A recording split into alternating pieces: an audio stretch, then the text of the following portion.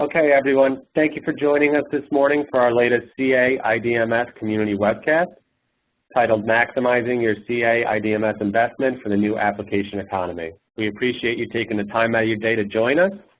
Today, we're joined by Sheila Miller and Dave Ross from the IDMS team, and they're going to share information about a number of modernization enhancements for your CA IDMS database that help to improve performance, scalability, platform support, standards compliance, and usability, and learn how you can apply it to yours.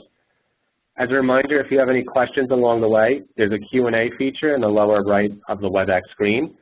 If you don't see it for some reason, just click on the question icon in the upper right, and it will open for you. And with that, I'm going to hand it off to our presenters. Sheila, Dave?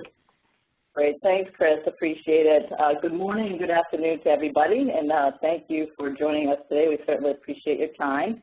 As Chris mentioned, my name is Sheila Miller. I'm actually the Principal Product Manager for the IDMS platform, and Dave Ross, who has been part of the IDMS product team now for 28 years, is our product owner for IDMS. So I'm really excited to be working with Dave in that role. So Dave, if you go to the next slide.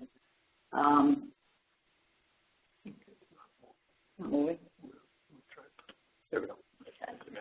So this is basically our abstract summarizing today's focus, which will really be all about modernization and system optimization capabilities that Chris just mentioned in ways that we can assist in maximizing your CA IDMS investment.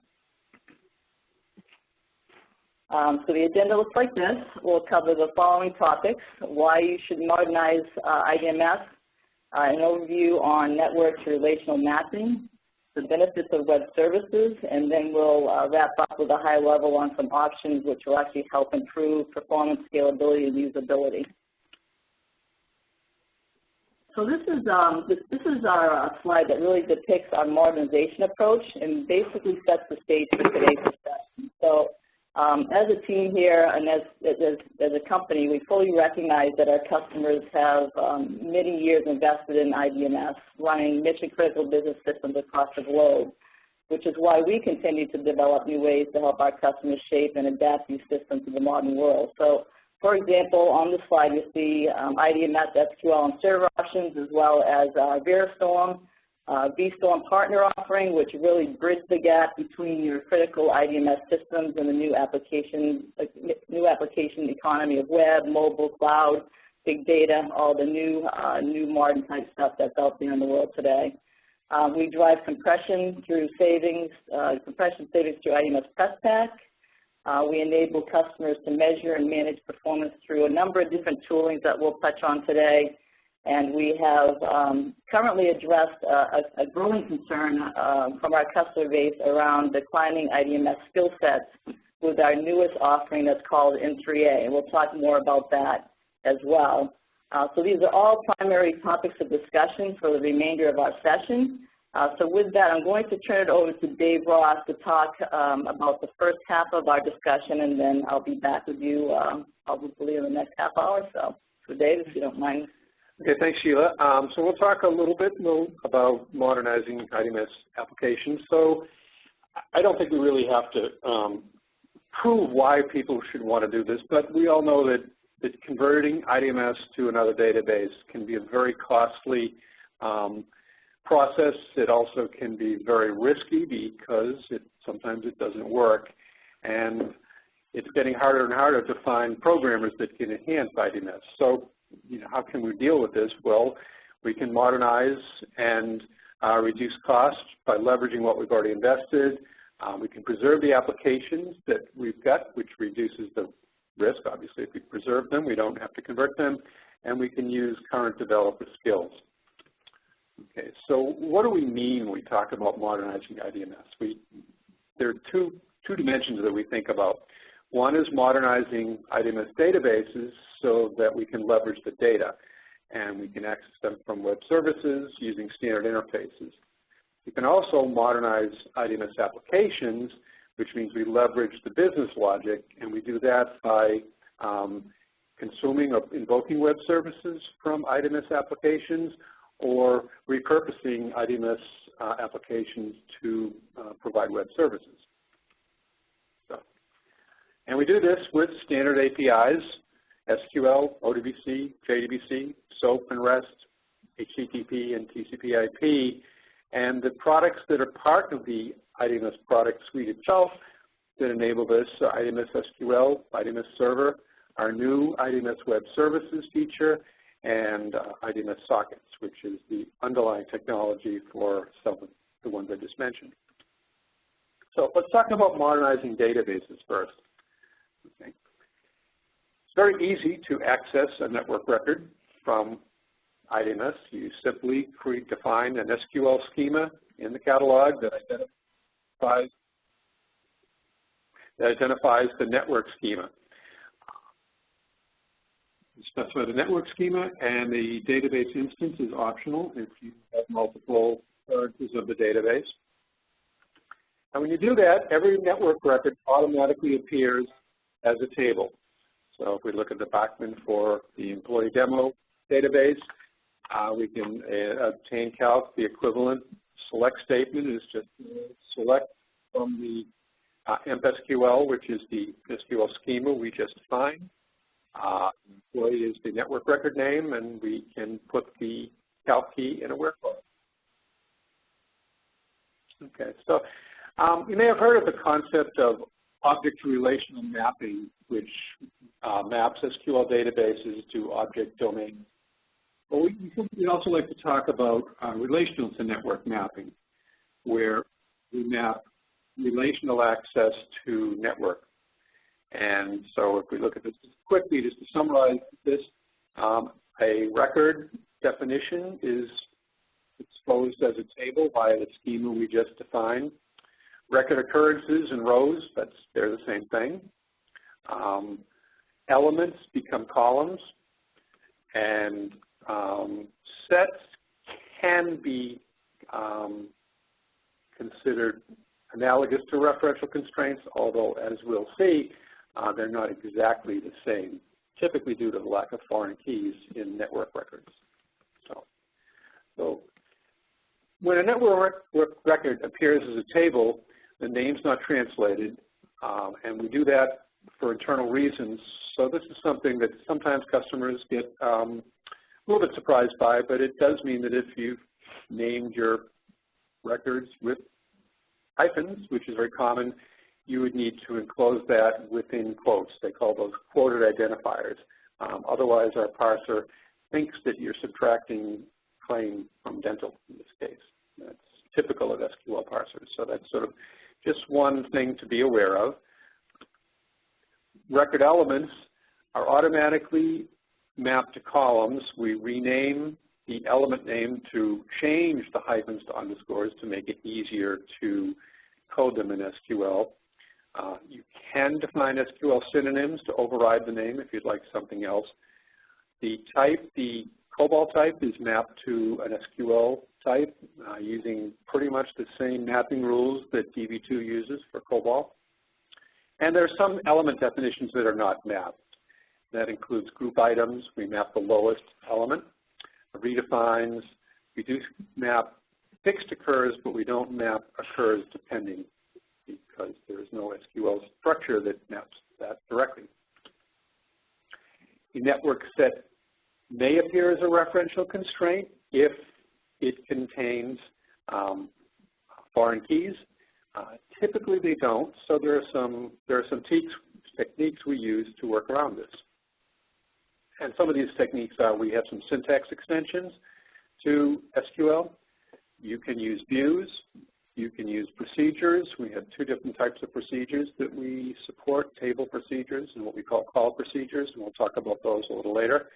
And foreign keys, and starting with IDMS 19, we have two different types of foreign keys that can be used with network records.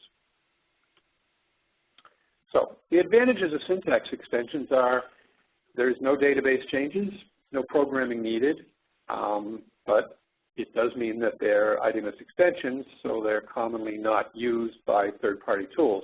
The most common extension is the set name predicate, and this is you can use the set name in a where clause to join records that are related by a owner member set. It supports most queries. You can also use a row ID. It's a pseudo column that's semantically equivalent to the row ID pseudo column that's supported for Oracle or DB2. It's based on the DB key. It now includes page information. That means it has the same persistence as a DB key, so you probably don't want to store it off someplace else and come back in unless you have some other logic to make sure that the row wasn't deleted and re-added. Since it's a pseudo column, it's not defined in the catalog or dictionary, but it does appear in result sets and metadata. It's especially useful for updating records.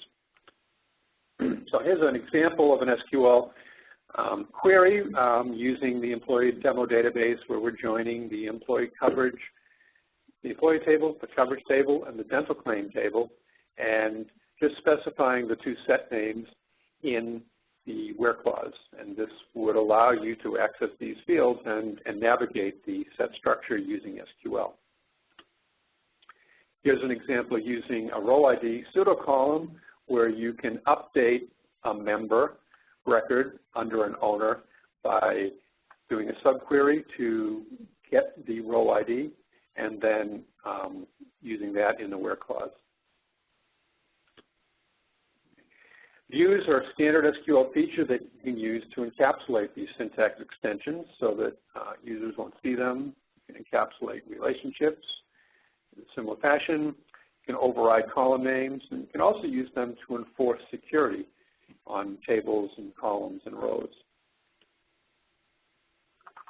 Table procedures. A table procedure is an external program that can do anything you want. Typically, they're used to issue native DML requests. And the nice thing about a table procedure is that it looks like a regular table to SQL, meaning you can do selects, inserts, updates, and deletes on it. Of course, since it's just an external program, you would need to code the logic to respond to the select, insert, update, and delete commands. A table procedure also returns a result set like a table. So to the SQL world, even though it's a procedure, it looks just like a table. Table procedures can be very useful for encapsulating relationships. You can use it so that you can do the network navigation within the table procedure and you don't need to worry about doing it with SQL. It can solve the structural problems such as the lack of embedded foreign keys for relationships or for things like occurs depending on. It does require programming, however, so that's the bad news, but it can be generated with the IDMS SQL Quick Bridge product that we have that can generate skeleton table procedures. But the good news is there are no database or application changes required. And finally, there are foreign keys. There's two types of foreign keys. We have support embedded foreign keys where the user defines them, and virtual foreign keys. That's a new feature in 19 where the system defines them. Foreign keys are very powerful. They allow the use of standard SQL. They to navigate network databases. They enforce referential constraints. They are supported through standard ODBC and JDBC metadata, which means that common tools can discover the relationships between records in your network database using SQL. Here's an example of the employee demo database where we've added embedded foreign keys. In this case, we took the calc key from the employee record and replicated it in the coverage record, and similar fashion for the dental claim, the coverage claim set, it's a multi-number set. This is a powerful technique, but it requires some work. When it's done, the non-standard SQL that we looked at earlier using IDMS extensions becomes a very simple standard SQL update command where we're just referencing the inherited, if you will, or the foreign key value for the temp ID. As I mentioned, using embedded foreign keys is something that's not everyone wants to do that because it typically requires application changes and database changes if you've normalized your database. So in 19, what we've implemented is a concept called virtual foreign keys, And these are based on the row ID, meaning it's based on the DB key and the page information to support mixed page groups. And we've defined the row ID pseudo column as a virtual primary key. And then we've also defined the row ID pseudo column of the owner as a virtual foreign key that's named F key with the set name on the member record.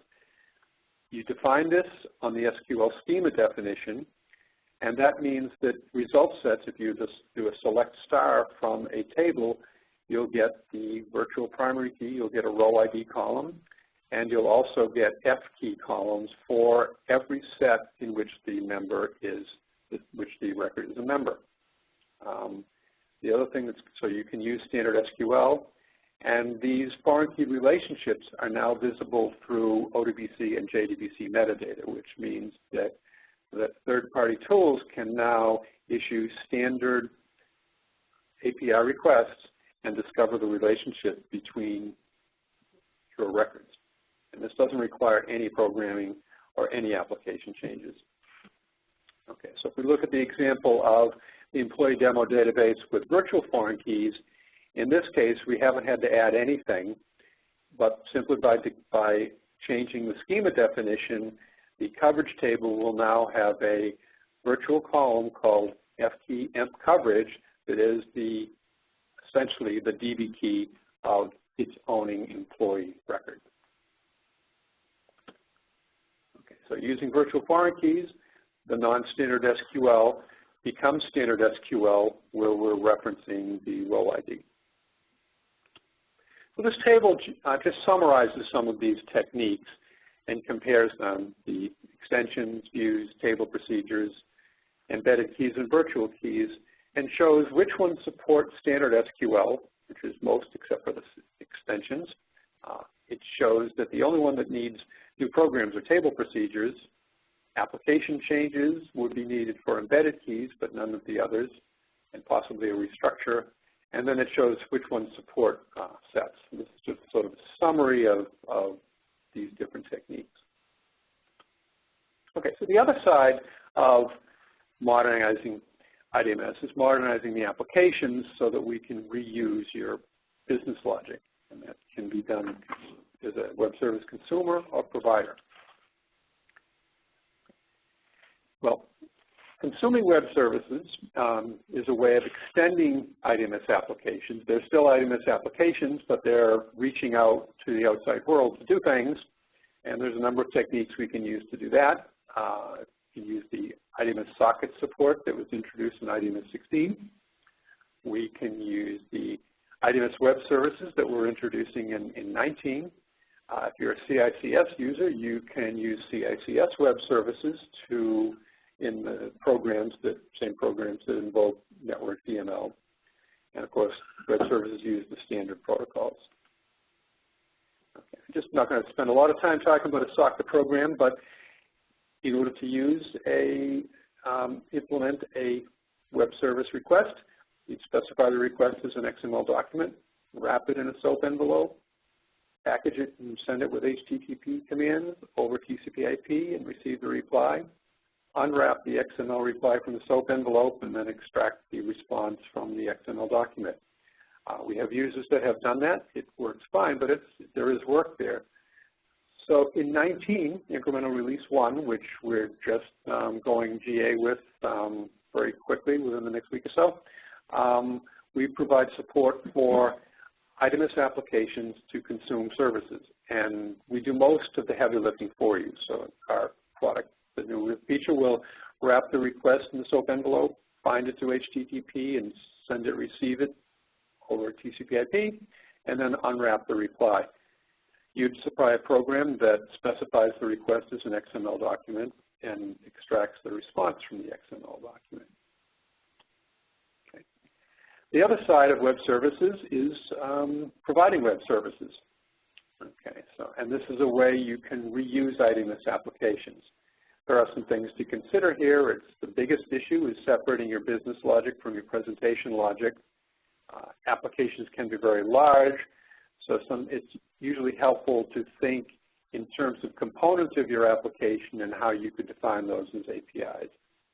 There's two interfaces that are commonly used with web services. There's a call interface, which is invoking a subroutine, and a presentation interface, which is screen scraping.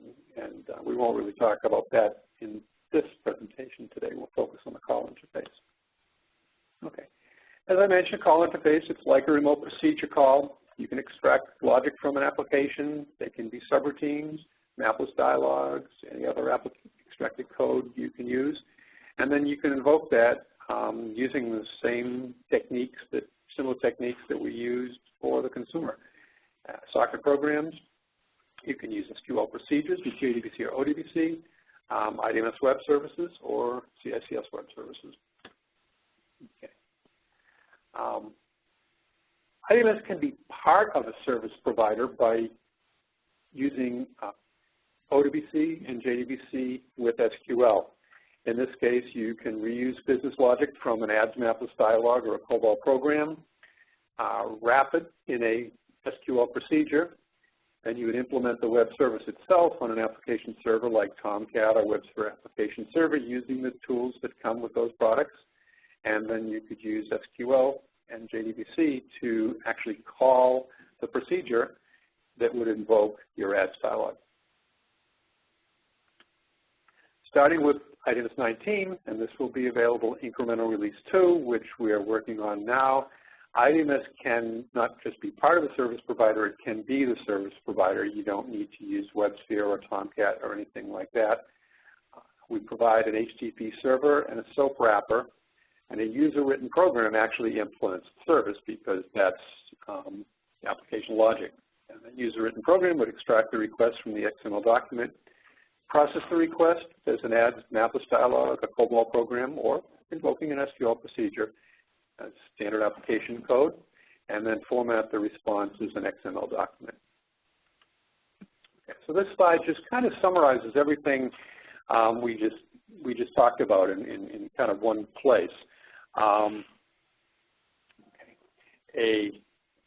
Ads program can be wrapped in an SQL procedure using ODBC and JDBC, and that can be invoked from an application server like WebSphere Application Server or Tomcat or any other one where the web service is implemented there. This web service can also use SQL, JDBC, and ODBC to query and navigate a network database using the virtual foreign key feature we talked about. On the other side, we can a DC COBOL program or an ads dialog can invoke a web service directly using the consumer interface and IDMS web services, or an external web services consumer, smartphone app, if you will, anything that consumes a web service, can invoke the web service through IDMS web services, and our web services interface can then in turn invoke DC COBOL and ads applications. So this is a way that IDMS can be part of the application server provider or can be the provider, and you can leverage your existing applications. So with that, I'll turn this back over to Sheila. Thank you, Dave. Excellent. So I just want to remind everybody that if you do have a question, if you can put it in the Q&A section on the panelists within the WebEx, and we will do our best to answer those questions. So bring them on. Okay, so we're going to shift gears a little bit. So for the remainder of our session, we'd like to share with you a high level on a number of different options, one of which I mentioned earlier, which is a brand new option called M3A. So we'll talk a bit about that, along with a number of tools which will help assist in measuring and managing your IDMS environment. So with that, so IDMS M3A is a service. It's actually a services offering. And this has been one of the top requests from our customers. Every customer that we visited has this request. And it really caters to those experiencing a decline in their workforce, primarily due to retirement, and they're really looking to CA for some assistance. So we're listening to our customers, and we put this service in place. So the M3A stands for the 3 M's of monitor, measure, manage, and the A is for alert. So as part of the service, what we will do is provide our customers with a skilled remote technician who will actually augment your staff and your current resource pool to run and maintain your production environment. So, you know, there's a number of different tasks that we include as part of the service, things like monitor the production environment, as I just mentioned, establish performance baselines to measure and track production. We make recommendations as needed around performance tuning and database expansion and those types of things. Basically the M3A team will be there to support you as a customer and provide immediate technical assistance outside of what level 1 would typically address. So this doesn't replace the level 1 that you're used to working with today, but integrates with the technical support team. So just to take that a step further with some additional details, this slide really shows you some of the activities that's involved in the service itself. That includes daily check-ins along with monthly and quarterly reviews, performance suggestions and situation alerts, those types of things. And we basically lay that out pretty clearly in the statement of work and work with our customers to determine what their requirements are. Staffing is we have both a primary and a backup technician. So it basically includes a combination of internal CA resources as well as our external partners who are trained and certified by CA. Just from a coordination perspective, the staff all work. They all work from a single repository that basically gives them one view of the customer, so that we're making sure that everybody that's involved in this this customer as part of the service, there aren't any gaps in the supporting the customer. So that's kind of the coordination portion of that. And the fee is based on a year retainer plus any T&E if in fact the resource travels on site to the customer site for any reason. Okay, so on to the next topic here, CA IDMS Performance Monitor. This is our performance and tuning tool for IDMS. It's used to monitor hardware and software resource utilization, basically to identify problem areas and resource contention. So it gives you the ability to monitor multiple IDMS systems through a single instance, including the ability to cancel a task on a remote system. It also integrates with CA SysView, which will give you more of a unified view of your environment. We'll talk about that in just a second. One of the primary benefits, there's lots of benefits to Performance Monitor, but one of the primary benefits is that it enables our customers to really be more proactive rather than reactive in detecting and correcting problems before they occur, and really avoiding costly outages to the business and to our customers' business, obviously. Okay, so CA SysView, as I mentioned, this is complementary to IDMS Performance Monitor. You actually have to have IDMS Performance Monitor in place to integrate with SysView.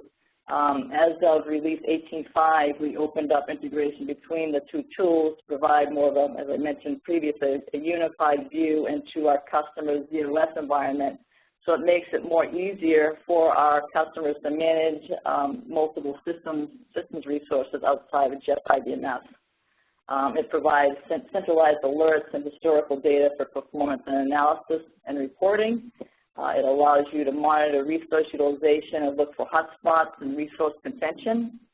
It gives you the opportunity to monitor task processing, detect problems, and dynamically terminate any problem tasks. So really the benefits include, the ability to baseline resource utilization, better predict growth and capacity needs, but it also, very similar to what we just talked about in Performance Monitor, being more proactive versus reactive in detecting problems and addressing them before it causes any issues with your systems. All right, so IDMS Prep Pack, as you may guess from its name, it's a data compression tool designed to compress large volume databases. It ultimately reduces storage and DASI footprint, which results in a cost savings to you, the customer. Although the results kind of vary and differ depending upon environments, what we're seeing from our customers, the current benchmarks, it reflects anywhere from 30 to 70% reduction in DASI. So that's a big deal. One of the primary differentiators of our technology, the FreshTech technology, compared to other alternatives is our zip enablement, and that makes a big difference. Our compression utilities are fully zip eligible, which means all of our runtime compression and decompression processing can be offloaded from the general purpose processor, or GPP, to the lower cost zip specialty engine. So that results in reduced CPU utilization, reduced METS consumption, which is a huge savings to our customers. It makes a big difference.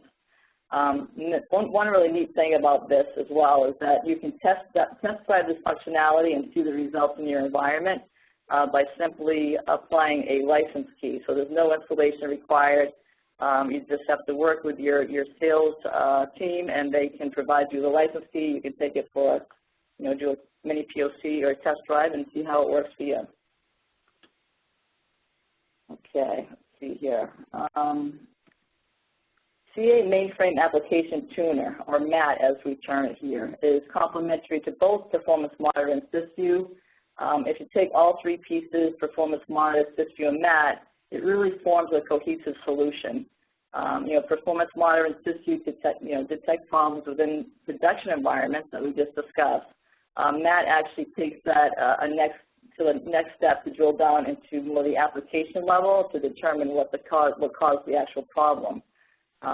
Benefits include the ability to measure application performance and streamline the application lifecycle management.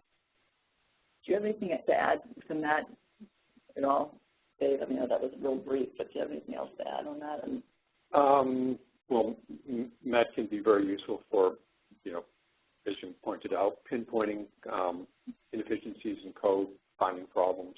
Yeah, so it takes it to the next level. Okay, great. One more slide. All right, so let's talk a little bit about VStorm. VStorm is a CA partner. We sell their VStorm technology, which is all about mainframe to big data integration. As you all probably know, mainframe plays a huge role in the big data space.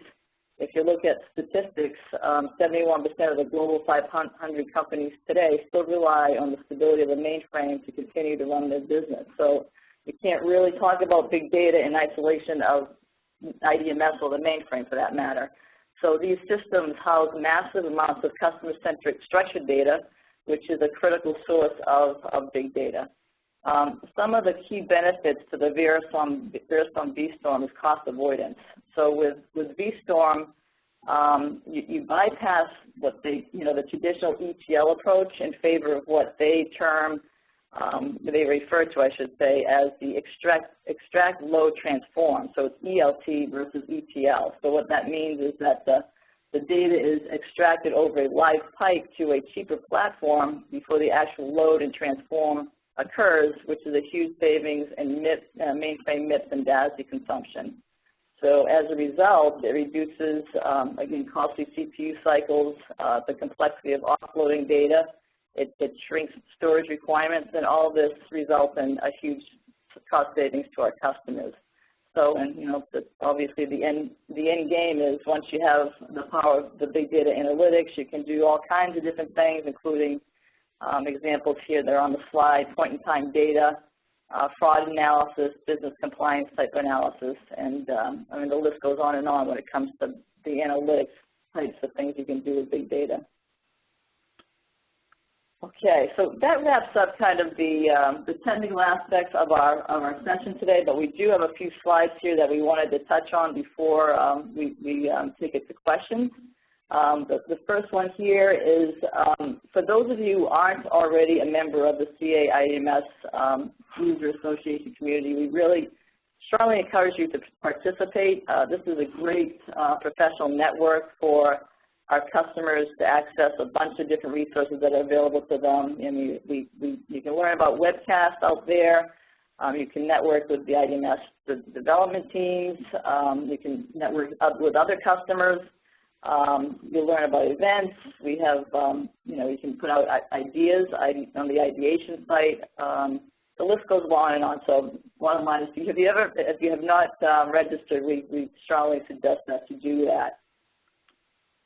We also wanted to make everybody aware by popular demand, because we had such a great success last year. We are planning our upcoming IUA Technical Conference the week of May 15th, 2016, again being held here in the Framingham, Massachusetts office, which is our IDMS data center.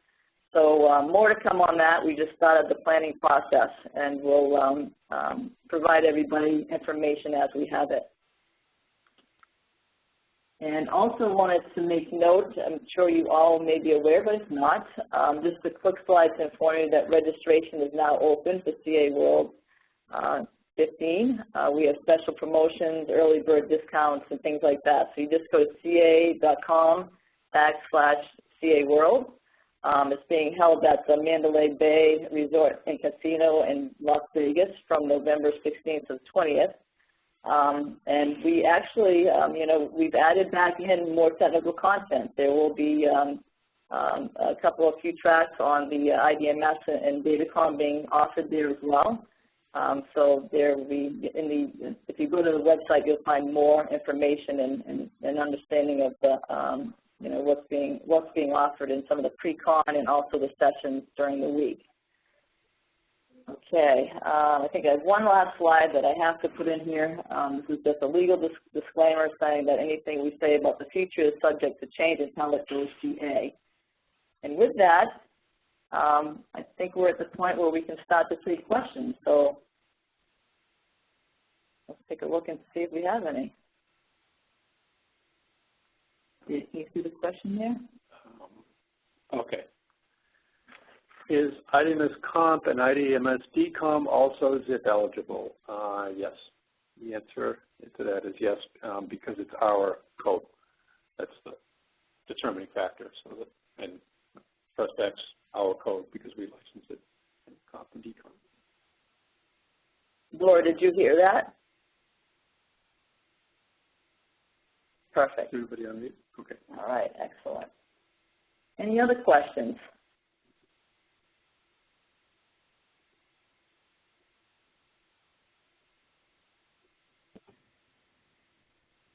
If anybody else has any questions, feel free to use the Q&A box.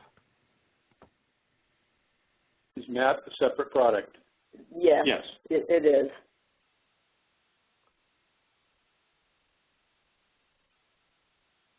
One of the other things about MAT is that because it's a, it doesn't put any load on your IDMS system because it uses cross-access memory techniques to look at the running CV, so you don't have to run anything within IDMS. So it's completely external, and from IDMS's point of view, it doesn't even really know it's operating.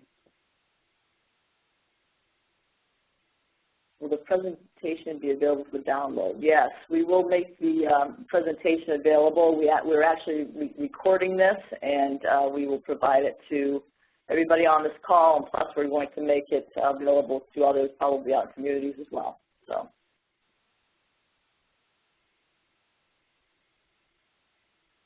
Presentation should be available for replay a little bit later this afternoon in case anybody has any questions.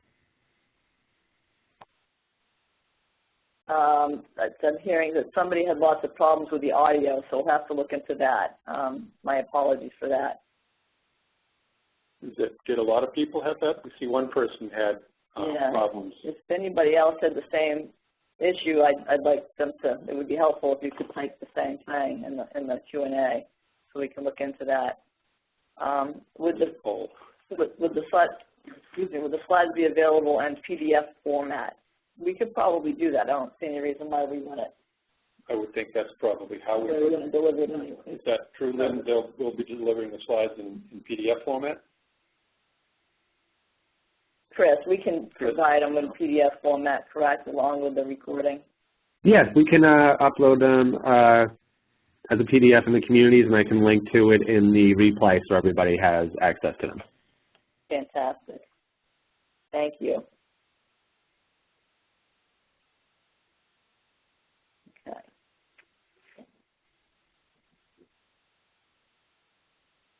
Anybody else?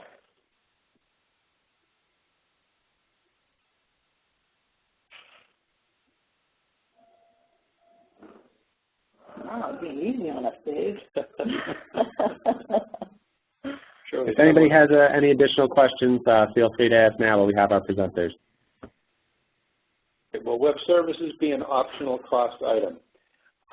Web services will be licensed as part of, it's currently licensed as part of the SQL option. It is available through the SQL Web Connect feature, which allows 2 concurrent users of server, SQL, and web services. So it's available for limited use in the base software, and for higher volume use would be an optional cost item. So server and SQL options. Yes.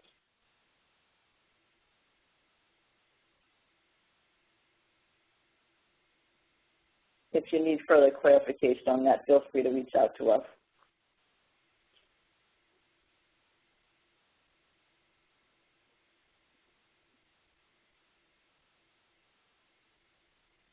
Anybody else?